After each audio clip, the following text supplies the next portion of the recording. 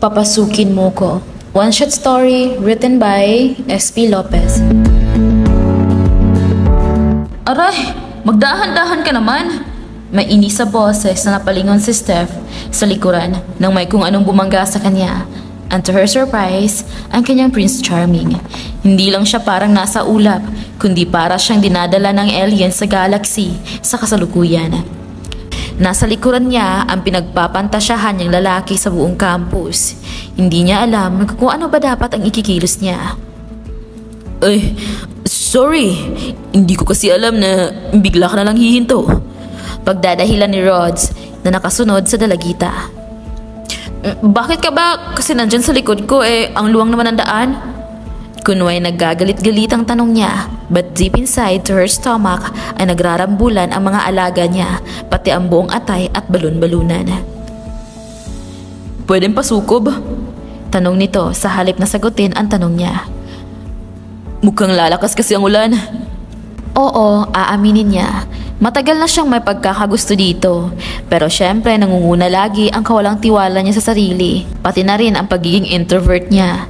Ginulo lalo na binatilyo ang kanyang nahihiyang puso. Paano ba siya mag-move on kung kaunting palitan lang nila ng mga salita ay halos mag-collapse na siya sa kilig? At ngayon nga ay bigla itong lalapit sa kanya and what? Pasukob daw? Anong gagawin niya? Lumalakas na kasi ang ulan, kaya pwedeng pakisukob. Tumingala si Steph dito. Sa payong mo? Sumilay ang ngiti sa gilid ng labi nito. My gosh, huwag kang ngumiti, baka malaglag ang panty ko. Umalingaw-ngaw na sigaw ng kanyang isipan. Mas lalong gumuwapo ang paningin niya sa binata dahil sa malalim na magkabilang biloy nito sa pisngi. Naglaho bigla ang imahinasyon niya. Diyos me, akala niya ay ibang sukob ng ibig sabihin ng binata.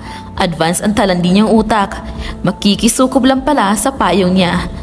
Ha? Napalunok siya sa isiping iyon. Sige, halika dito sa kabila. Ako nang maghahawak.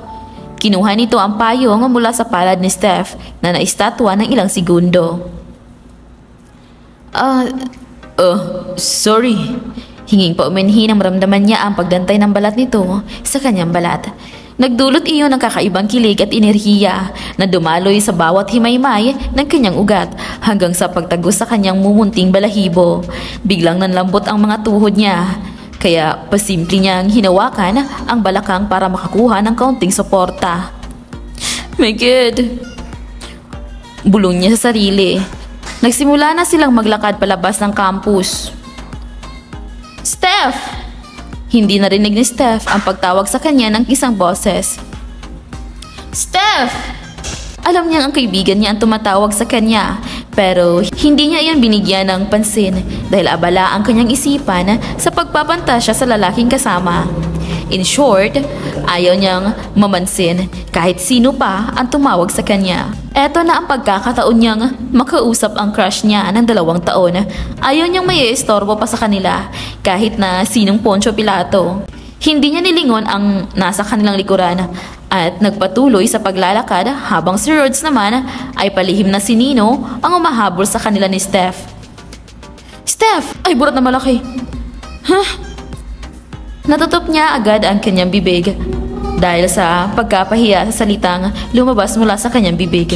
Nang malakas na tampalin siya sa likurang bahagi ng kanyang katawan ng kaibigang si Clarissa. Bahagya pa siyang napaliya dahil sa naramdamang sakit. Ano? Nangingiting tanong ni Rhodes. Ha? Ano ba yun? Ano kasi? Pinakawalan niya ang nakakamatay na tingin sa kaibigan na napakagat-labi para pigilan ang paglagnas ng kilig sa boses nito. Napayuko na lamang siya, pero wala ani siyang magagawa dahil humulagpos ang hindi dapat lumabas sa bibig niya. Magugulitan ka pala. Okay lang yun. Nagtatakang napalipat-lipat ang tingin ni Clarissa kina Steph at Rhodes. Para kasing may mali sa klase ng tinginan ng dalawa. Huwag mo sanang isiping balahura ang bibig ko, Rhodes. Aniya. Hindi niya alam kung bakit nagpapaliwanag siya dito. Ayaw niyang isipin ng binata na bastos siya magsalita. Ayaw niyang magkaroon ng bad impression ito sa kanya. Isang nakakaakit na ngiti ang isinagot ni Rod sa kanya. Okay lang yun, Steph. Pinakawalan nitong muli ang makakalaglag pa ang tingiti nito. Mahihimatay na yata siya. Huwag kang umiti ng ganyan. Halos sakalin niya ang sarili sa pagpipigil. Bahagya pa niyang nakurot ang sariling tagiliran. Tuloy ba ang lakad natin sa Sabado? Umabay ito sa paglalakad na dumikit pa sa tagiliran niya. Hindi pinansin ni Steph ang tanong ni Clarissa. Napahinto sa paglalakad si Rods. Mukhang may sinasabi ang kaibigan mo, kaya mauna na ako sa inyo. Mukhang hindi naman yata tutuloy ang malakas na ulan. Salamat sa pagpapasukob. See you around, Steph. Pagkatapos maiabot ang payong ay tumakbo na ito palayo sa dalaga na gumawi sa karamihan ng mga estudyante. Nakatulala pa rin siya na para bang kaharap pa rin niya ang binata. Huy! Sabi ko, aray! Bakit ba?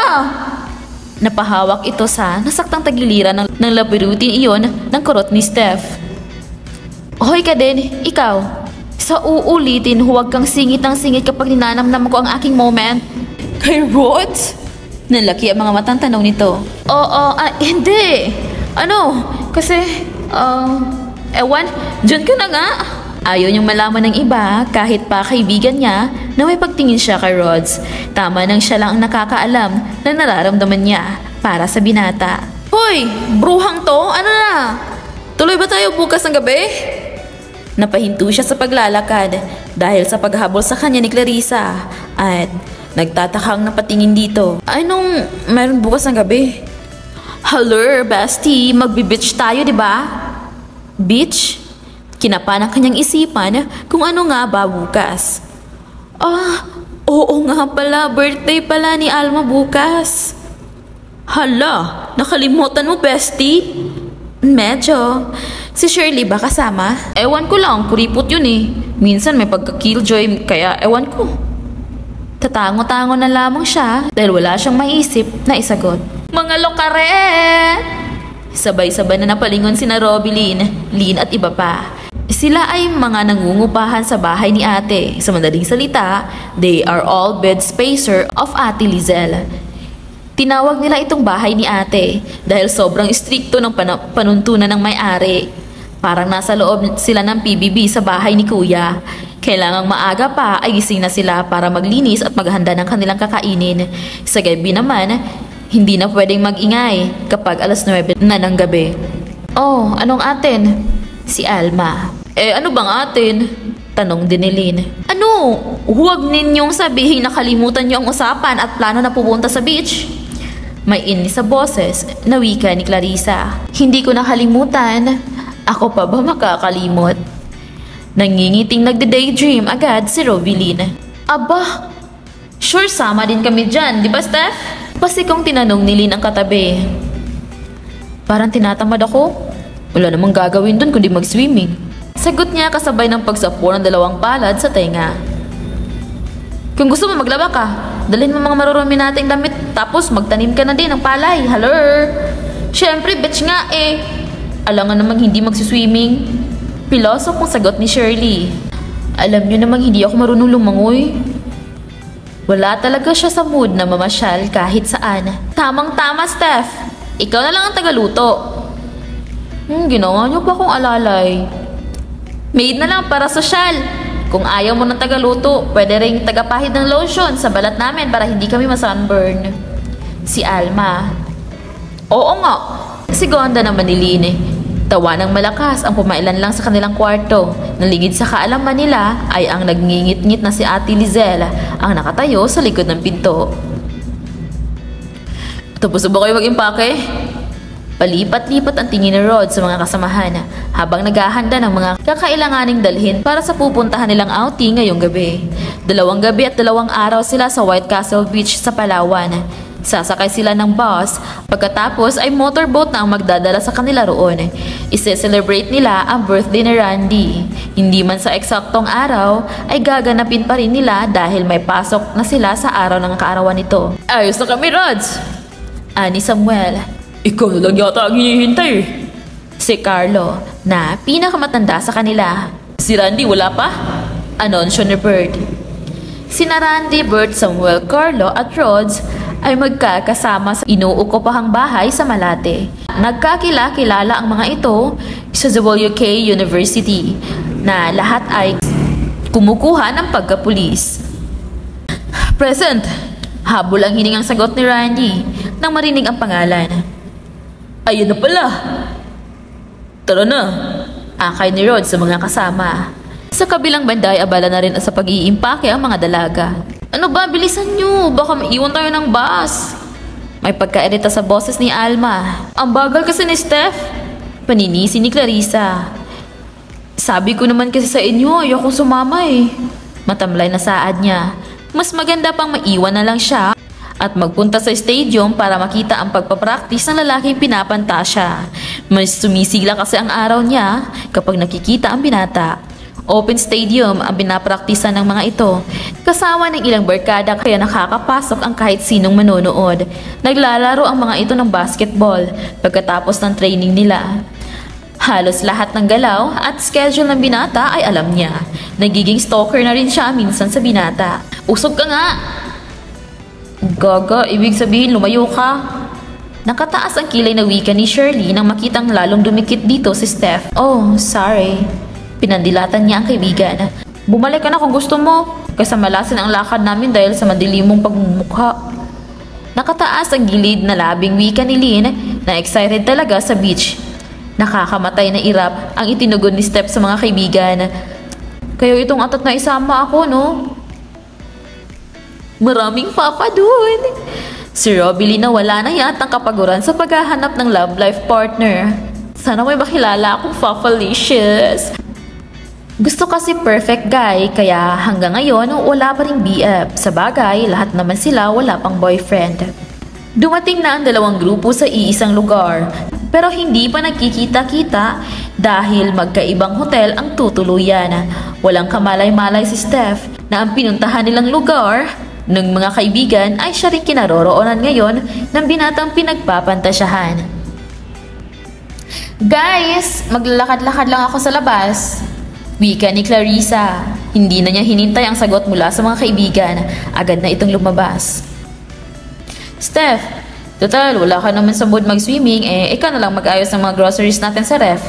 Utos na Shirley na nooy nagpapalit na nga ng swimsuit. Opo, madam. Pabagsak na ibinaba niya ang dalang plastic. Gagawin niyo lang talaga akong alila. Nagrereklamo man ang bibig niya, pero hindi ang isip. Mahal niya ang mga kaibigan. Masaya siyang kasama sila. Kaya kahit ayaw ng katawan, ay pumapayag na rin ang kanyang puso at isipan. Pagkatapos niyang maiayos ang mga pagkain, sa dapat paglagyan ay lumabas siya. Aaminin niya na tinatamad siya pero nang makita ang magandang tanawin ay nasurpresa siya. Kaya pansamantalang nawala sa isip ni si Rods. Bilisan niyo! Napatda siya sa kinatatayuan nang marinig ang kilalang-kilala niyang boses sa buong mundo. Rods? Mukhang pati rito ay sinusundan siya ng anino at boses ng binata. Mukhang dinadaya siya ng kanyang isipan. Halina kayo! Muling sigaw ni Rods. Andyan na kami! Tuwang-tuwang nag-uunahan ang mga kalalakihan na magtampisaw sa tubig. Ilang beses niyang kinusot ang mga mata dahil ang akala niya ay namamalikmata lamang siya sa nakikita. Pero kahit ilang ulit niya iyong ginawa ay nakikita pa rin ang bulto ng taong kahit minsan ay hindi naaalis sa isip niya. Mabilis siyang nagtago sa puno ng niyog nang makitang dadaan na ang grupo ni Rods sa kanyang kinaroroonan. My gosh, nandito pala sila! Malakas ang tahip at kabog ng dibdib niya. Nang makitang malayo na sila, ay mabilis siyang naglakad pabalik sa kanilang room. Oh, akala ko ba ayaw mong pangpunta dito? Ibinaba ni Shirley ang dalang crop top sa kama na isusuot sa pagswiswimming nang makitang naroon si Steph sa loob ng kanilang kwarto at abala sa paghalongkat ng sariling gamit. Anong hinahanap mo? Sis, may ekstrang swimsuit ka pa ba? Nalaglag ang kaaabot lang na tuwalya ni Shirley sa narinig. Ano sabi mo? Swimsuit? Oo. Ano? Meron ka pa ba? Anong nakain mo at kailangan mo ng swimsuit? Mangangalakal ng laman. Kumindat pa siya sa kausap. May madilim siyang balak kung hindi pa siya gagawa ng paraan ngayong gabi para makamit ang pangarap. Hindi niya alam kung kailan ulit siya magkakaroon ng pagkakataon. Kinagabihan ay palihim na sinundan niya ang grupo ni Rods.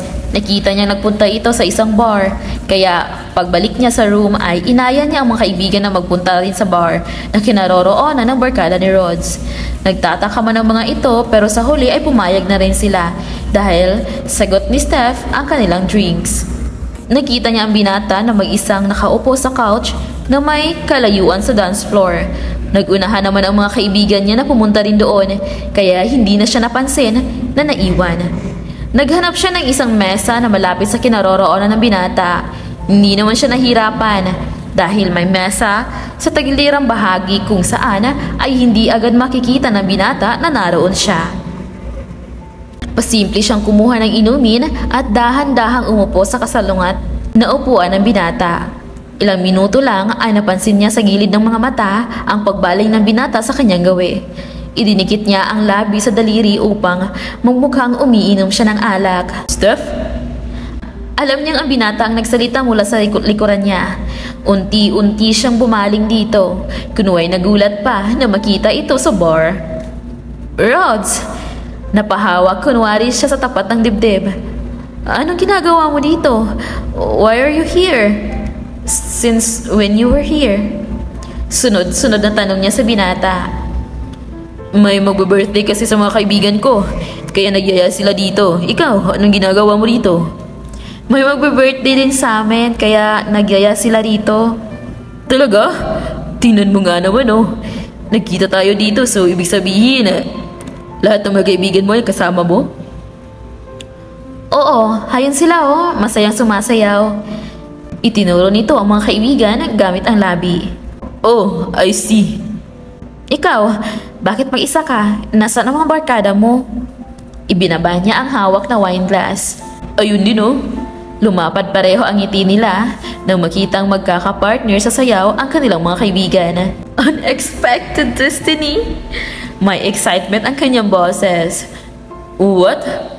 Tanong ni Rod sa sinabi ng dalaga nang hindi nito masyadong naintindihan iyon. Ha? Wala. Kikilos na ba siya? Paano siya kukuha ng tiyempo para sabihin sa binata na gusto niya ito? Paano kung mabasted siya at tanggihan ng binata? Magiging katawa-tawa lang siya kung mangyayari iyon. Sobrang lalim ng kanyang pag-iisip ay hindi niya napansin ang paglapit sa kanya ng mga kaibigan. Sabay-sabay na tikhim ng mga ito nang makita sila magkasama ni Rods. Hindi na sila nakawala pa sa kakaibang titig ng mga ito sa kanila. Kahit pa tumanggi sila na wala silang ibang ginagawa, naroon sa mga mata nila ang panunukso. Sa pagdaan ng oras ay unti-unting lumalim ang usapan at inuman ng dalawang grupo hanggang sa nagkayayaan na sa gilid ng beach. Ang iba ay bumalik na sa kanilang inookupahang room at ang iba naman ay nakahanap ng mga kalandian mula sa bar. Ang tanging natitira na lamang ay sina Rods at Steph na magkasabang naglalakad sa madilim na bahagi ng gilid ng beach. Alam mo bang may gusto ko sa'yo, Steph? Munti ka na siyang masabi sa sariling laway. Tama ba ang narinig niya mula sa binata? O baka nasobrahan lang siya sa lakas ng musika kanina sa bar? Hindi naman siya lasing para makarinig ng kakaiba. Binalingan niya ang binata nga nakatanaw pala sa kanya. Ano? May gusto ka sa akin? Tinitigan niya ito sa mga mata. You heard me right, Steph. Eto na ang pagkakataong hinihintay niya. Magpapaligoy-ligoy pa ba siya kung ang binata na ang unang nagbukas ng usapan? Who is she to hold back her feelings? To be honest, may gusto rin ako sa'yo, Rods. Diretsang sagot niya rito. Kumislap ang mga bilugang mata ni Rods. Di nga, kung ganun. Natampal niya ang noo. Akala ko one-sided love lang, but it's mutual feelings pala. I won't restrain myself anymore, Steph. Ikaw lang naman ang hinihintay ko na gumawa ng hakbang. Mabilis pa sa alas 4 na inilapat ni Rods ang mainit na labi sa mga bibig ng dalaga. Mapusok, malalim, mapaghanap. Gusto ko nung mas malalim pa. Wika nito sa pagitan ng mainit na paghalik sa dalaga. Malamlam ang mga mata na sinabayan pa ng mapang-akit na boses. Pwede ba? Pwede ba? Tanong niya habang ang mga kamay ay naglalakbay sa likuran ng dalaga. Anong ibig mong sabihin? Tanong ni Steph kahit nga alam na niya ang ibig sabihin nito. Kailangan ko pa bang sabihin? Pinaraanan niya ng halik ang liig ni Steph na nagpahalinghing sa kanya. Pero kung hindi pwede, bumaba ang labi nito sa itaas ng parte ng dibdib niya. Rods, siya na ang humalik ng madiin sa binata upang ipaalam dito ang sagot. Hindi na nagpigil pa si Rods. Hindi na nagdalawang isip na sinibasib nito ng halik ang dibdib ng dalaga. May natanawan ito kaninang bakanting cottage sa di kalayuan habang hinahalikan nito si Steph ay inakay ng katawan nito ang dalaga. Pagpasok pa lamang nila sa loob ay agad nagtanggal ang dalawa ng kanilang mga damit. Inihagis ng binata ang kanyang saplot sa kung saan at sinibasib ng halik si Steph hanggang sa napuno na ng ungol at halinghing ang lugar na kinaroroonan nila. Sige pa, ibaon mo. Huwag mong dalasan ng hugot. Protesta ni Steph na hindi na malaman kung saang anggulo siya lilingon at babaling.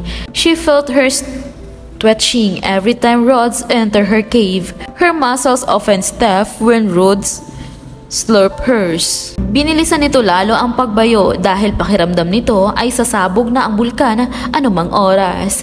Lalong umakyat ang libido nito sa tuwing umuungol ang dalaga. Ganito ba? Hirap man sa pagsasalita habang baon hugot sa naglalawang kuweba ng kanig ay hindi nito alintana. Ganyan nga. Nanginginig ang mga kalamnan ng dalaga. Sa sobrang sarap, sinasalubong ang paggalaw ng balakang niya, ang paglabas-masok ng alaga ng binata. Masarap pala ito sa kama. Kapag ito ang makakapareho niya gabi-gabi, ay baka mabuntis agad siya. Ang sarap. Halinghing niya. Pakiramdam ni Rods ay malapit nang lumabas ang katas kaya inarko nito patuwada ang kaniig. Ibinuhos nito ang lahat ng lakas para sa naghihintay na pagbubulwak ng bulkan. Wala namang reklamo ang dalaga dahil nasasarapan siya sa bawat posisyong ipinapagawa sa kanya ng binata. Lalabas na ako. Lalo na nitong binilisan hanggang sa sabay silang napahalinghinga ng sumambulat sa kaloob-looban ng pagkababae ng dalaga ang makamundong kaligayahan. Pabagsak na lumapa ang lupaypay ng katawan ni Rods sa tabi ng dalagang nakaramdam din ng pagod. Rods, nilingon ng binata ang katabi. Huwag mag-alala, hindi ko tatalikuran na ang nangyari sa atin. Ginawaran nito ng mabining halik sa noo ang kaharap. Wala siyang pinagsisisihan sa nangyari sa kanila. Salamat. Huwag ka rin mag-alala. Hindi ako ang tipo ng tao na mamimilit dahil may nangyari sa atin. Mahal kita, Rods. Dinampian niya ito ng halik sa labi. Hindi na nila namalayan na ginupo na sila ng antok.